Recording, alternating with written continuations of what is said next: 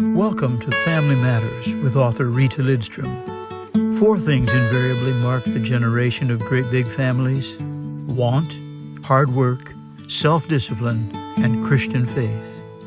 Though the same social complexities of pain, confusion, and shame touched their lives, there was produced by these big families a very peculiar kind of strong individuals rarely found in today's generation.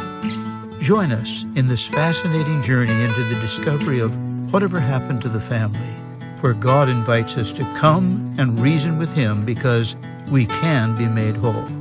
Here's Rita. I dedicate this to my husband, Dale. My husband, the man who made my dreams come true. And my dream was to understand and function successfully in the purpose of family. My father was the head architect of our family, as the Bible designs it should be. William Howard Parker was his name. He was born in the southwestern foothills of the Great Appalachian Chain, west of the Blue Ridge Mountains, in the small town of Dublin, Virginia, in the year of 1911. We have visited that place. My husband and I have traveled many, many miles for many different years doing all this research. I've been there. And in that part of Virginia, I saw on early morning a thick and purple kind of a haze that lingers. And it was such a mist that could make a person think that those living before us were less than real. One could suppose that they were just mere shadows of a fading generation, a vanishing thing, intangible, or worse, we could make fanciful images in our mind that are bigger than life. We don't want to do either of those. We want to understand that no matter how long ago people lived, or no matter how recent we are in our modern day and age, people are the same. Life is the same. It's as real as our own sweat and blood. My father's name was Parker, and that is an occupational name in its origin. It was derived from the Anglo-French word park keeper. And a famous man by the name of Parker from Brown's Home in England years ago penned this as his motto, and I liked it. I found it in research, and I think it fits my father, so if I may, I'm going to borrow it. His motto was for the name Parker: "He is not moved by either wave or wind." And that must be true for the park keepers of the great landowners in those days in England. And its weather is not necessarily obliging, but they had to go to work anyway. So my father bears that same character persuasion. He was not moved by either wave or wind. He provided for us. He went straight forward no matter what the weather was, no matter what the tone of the day, no matter the ease or the difficulty of life. He went forth, and I remember him saying at one time when we challenged his manner of raising us, "Look, God has made me the head of this home. I exercise that leadership in His fear, and I will keep the charge to the best of my ability, and no one will keep me from this sacred trust. It is before my God." And may I say here, the Bible says, so is the responsibility of every man who brings children into the world. Let me talk about my father's beginnings. It's so valuable to us to know our parents, to know where they came from. It's all in this story of helping us understand our purpose, our identity, where and who we are, how and why we function the way we do. So about my father, as far back as he could remember, his own father had looked frail and tired long before he was old. I knew my grandfather, and he had a hollow set in his watery blue eyes. He had fine bones of a European genetic, and he had a life of hard work. He worked in fields. He also worked as a brakeman on a train for some years in his life, but his life was tough and hard. And My father knew his father as being quiet, a man of a furrowed brow, and his shoulders seemed always rounded long before he was old. His pop was a quiet man, rarely even hinting a smile. Now see, this is where my father came from as a young boy. His father gave little conversation, just a few blunt statements here and there from time to time. Still, my father, as a young boy, longed to know and please his pop, to hear the things that mirrored his father's soul. He wanted to know whether there was a deep natural flow of love and admiration back to himself as a young boy. Isn't that what we all want? Don't we hope to find in our parents a flow of love back to us, a flow of love and admiration? So here in the family of Will Parker, my father's childhood home, they all sat one night for dinner. Pop, as he was called, came out of his quietness, erupted in a tale of horror that he heard on the job that day at the train station. Oh, it was a crazy fool riding under the train, Pop said, lifting his head from his dinner plate. He was right down there against the tracks, he was. Oh, the story my father heard of that day laid heavy on his mind all day, and even now it troubled his emotions. Mom Parker from the table says, "Well, was the man killed?" My father's sister, Cecil, hearing these things, she blinked hard and pushed her food to the side of her cheek. She could chew no longer. The picture was already a sickening thought to her. She could eat no more. She laid her fork down, and a bundle of terrifying thoughts rushed in, because the railroad tracks was a special place where she, Howard, and many of the children in the neighborhood played. Mom repeated from the table, "Was he killed, Pop?" "Well, just what do you think, woman?" Pop scowled. "A fella can't hang on down there forever. One move, that's all it takes. About half a body's left, that's all there was." My young father, Howard, sat next to his pop with his eyes and ears wide open.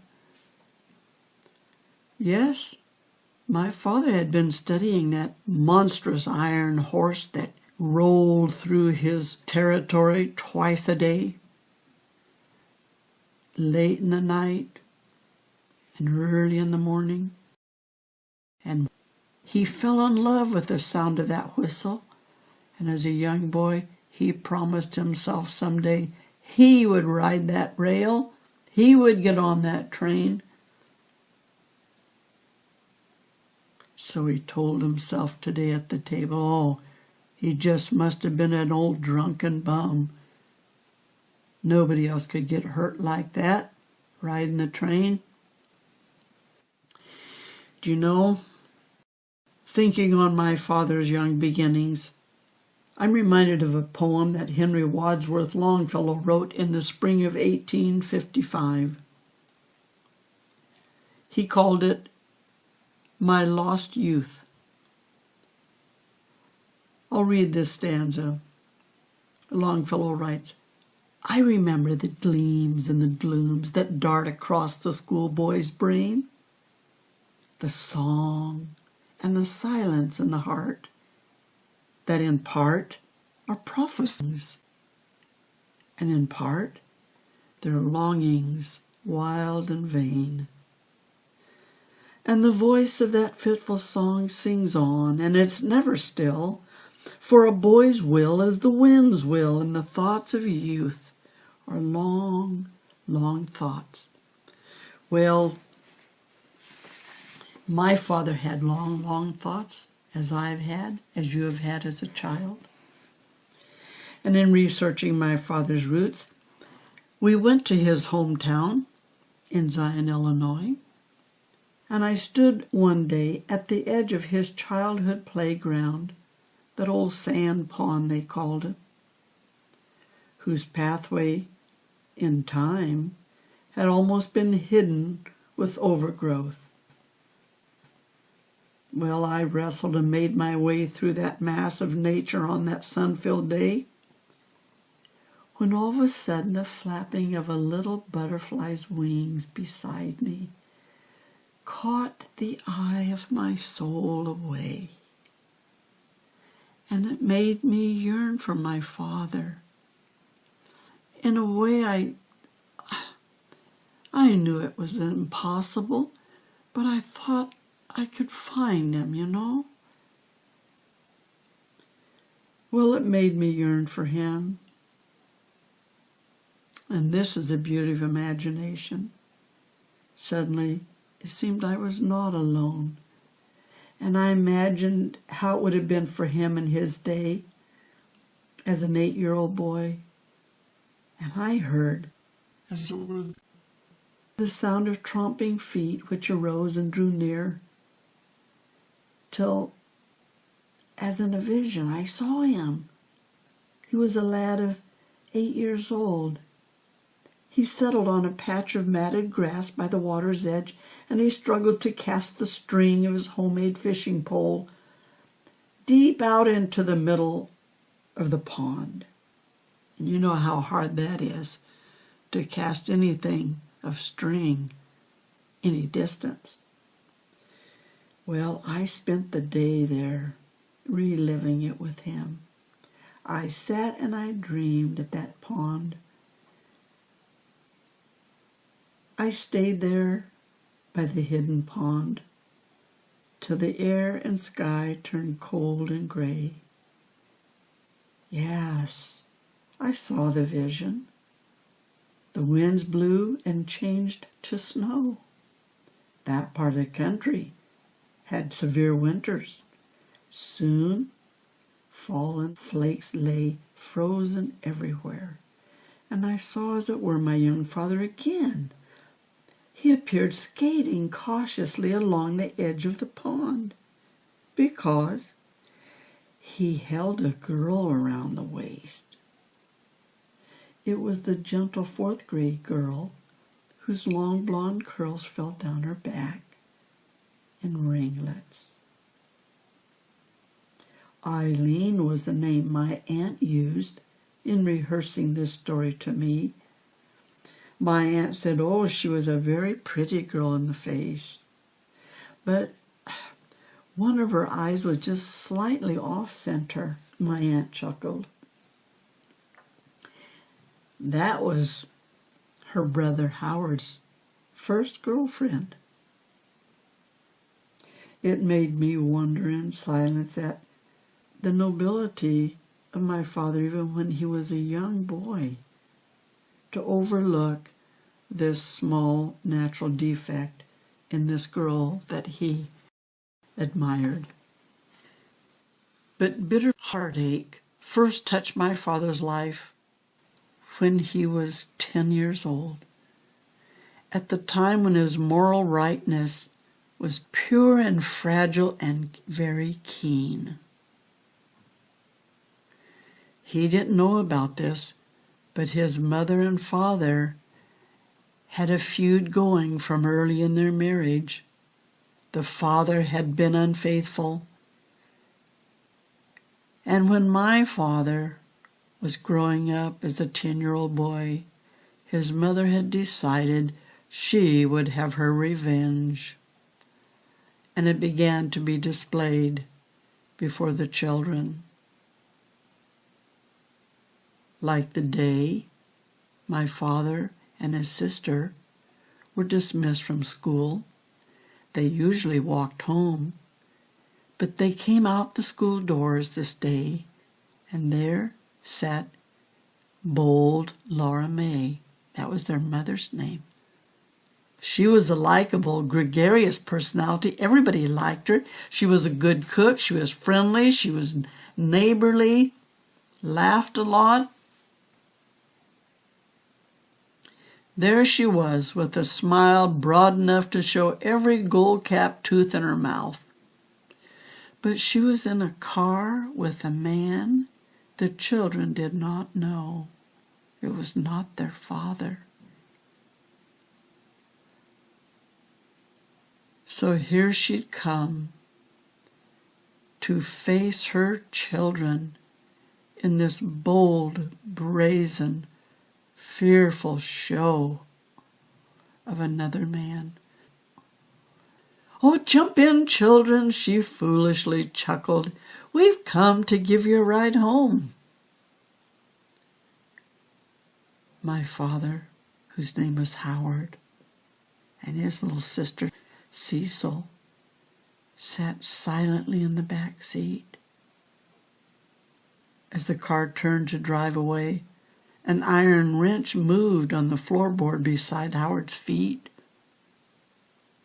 He leaned and whispered in his sister's ears, "I'm going to beat that man's head with this wrench," he said.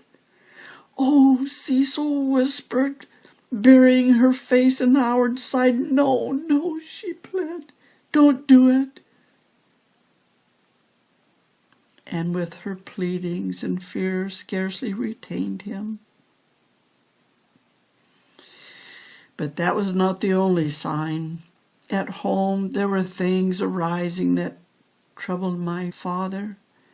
Why he was a son that would think like this, only God knows. But he thought soberly. He had a sense of nobility.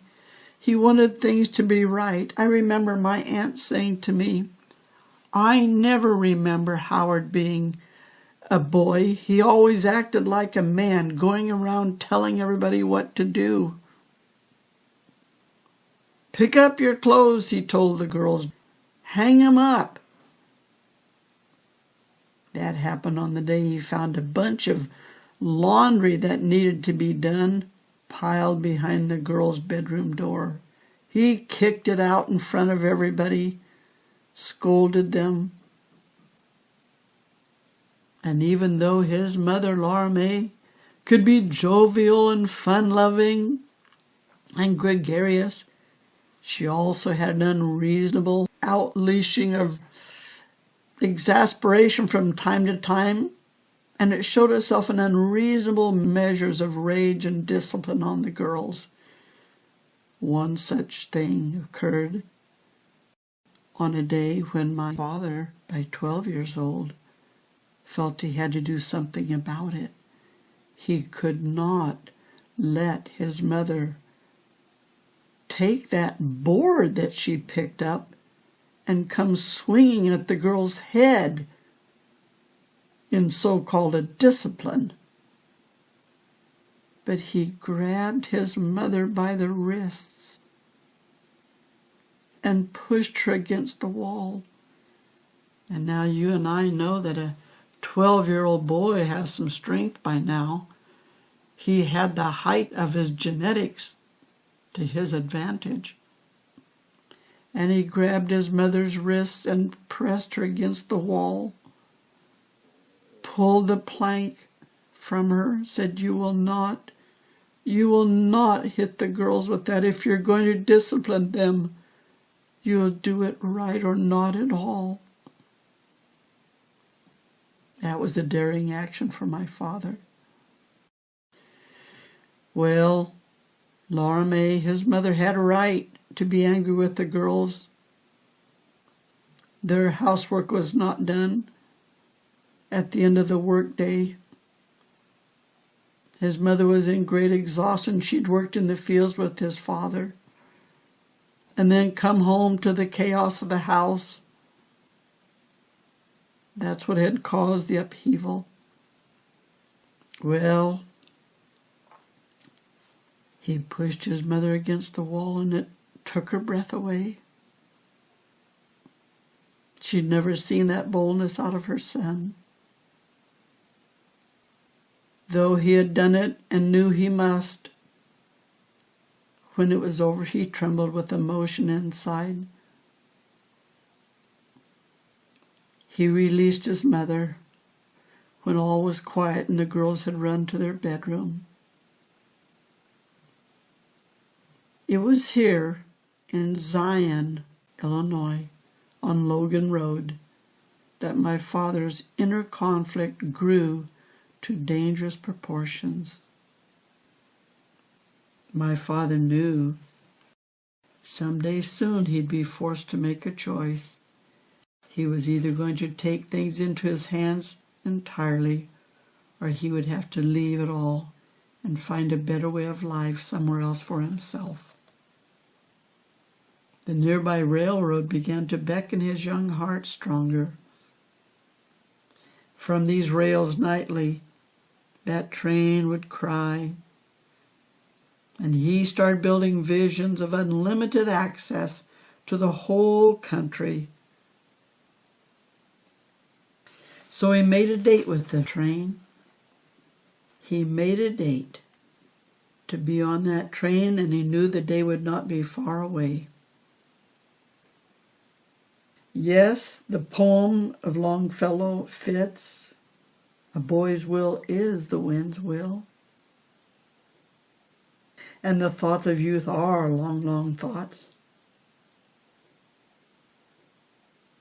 Let me read another stanza of that dear poem, My Lost Youth. The poet writes, "There are things of which I may not speak. There are dreams that cannot die. There are thoughts that make the strong heart weak and bring a pallor to the cheek and a mist before the eye. And the words of that fatal song cover o'er me like a chill. A boy's will is the wind's will, and the thoughts of youth are long, long thoughts." Just when my father would leave, just when he would escape, he wasn't sure, until one cool morning in April in the year 1923, he was a good strong 12 years old by now. He and two of his sisters now waited for the school bus at the corner of Logan Road in Zion, Illinois. A rickety pickup truck left a light stir of dust as it approached. It was the farmer's milk truck conveying the rich drink to town. Here's what my father said. "See that red milk truck?" he said to his sisters. "I'm going to jump on it when it gets here. You tell Mom and Pop I'll see them later." As the milk truck slowed to turn the corner, Howard poised his strong, agile body, and before Cecil or Ruth could respond, he thrust himself toward the vehicle, his large hands grabbing hold of the tailgate. He was quick and sure. His foot reached for the bumper, and his left leg flew up and over. He was in. Howard crouched and waved goodbye to the girls.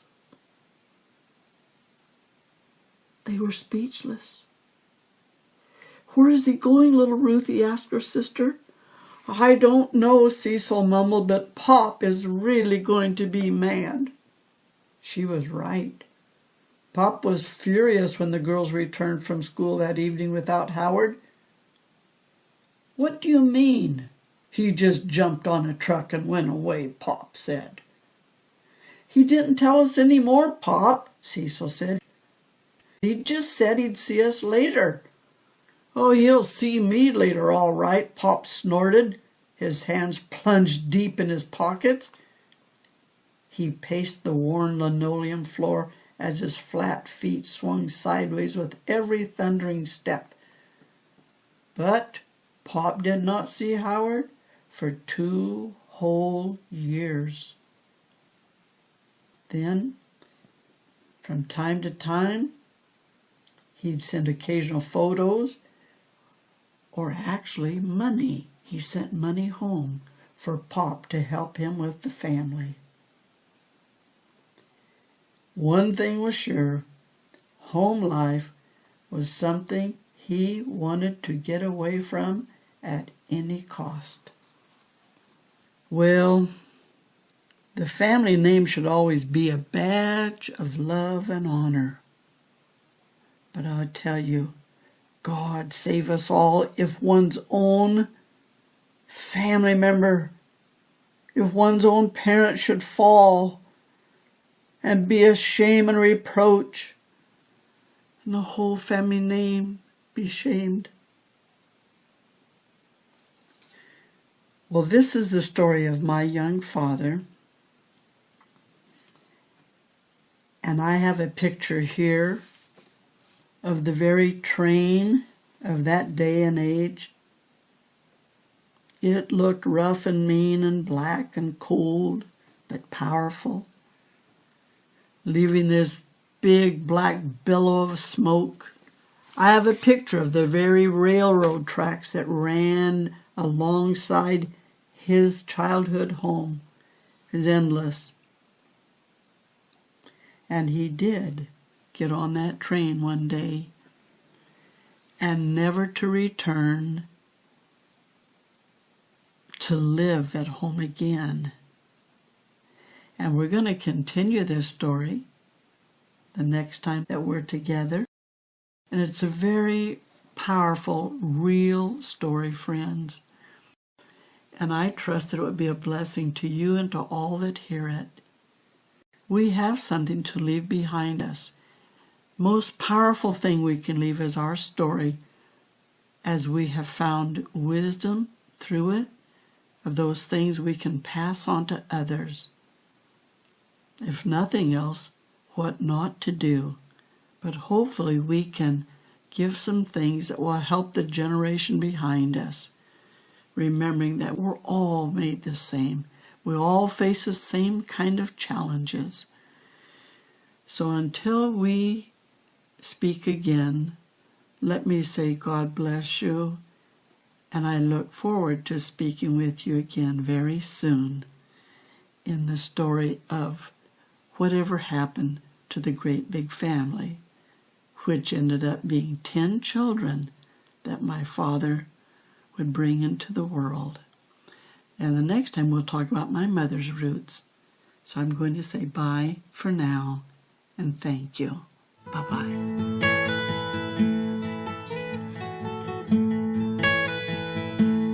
When we talk about family matters, it's because family matters.